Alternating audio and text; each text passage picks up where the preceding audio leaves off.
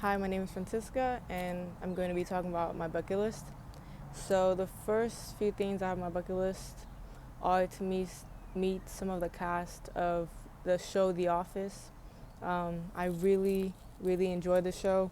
It's made me cry a couple of times, and the two actors or actor and actress that I put on my list are they play two really important characters in the show, and I just really like their characters, and I think they're cool people to meet, and I would like to meet them in person one day.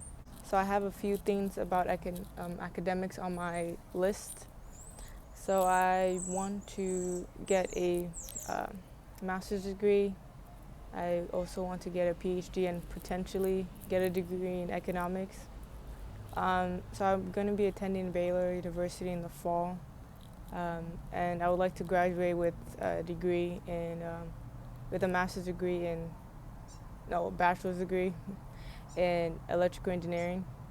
Um, I would like to get a master's degree, but I do know there are some programs where you can get a master's and PhD at the same time, and I never really wanted I thought about getting a PhD, but it wasn't until I took an internship at Rice University last summer, and I was really introduced to um, world of researching, undergraduate researching. I met a lot of people across the world who came to Rice to get their PhD, and I met a student.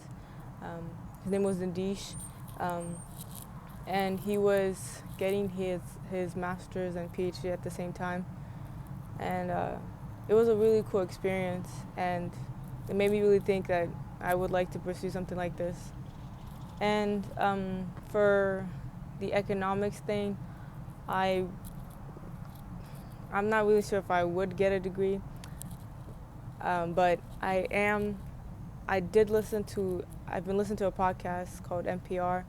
It's from NPR, and they really they talk about different economic issues, and they make it simple. And I don't know if I'm just interested in the podcast or economics, but I would like to um, take a few classes in college and learn about that, and maybe potentially find an interest enough to get a degree in economics. But yes, and so I have some things, some places I'd like to travel to, and some things I'd like to learn. So I would like to learn French or relearn French. I took it in middle school. I never really got the chance to take it in high school.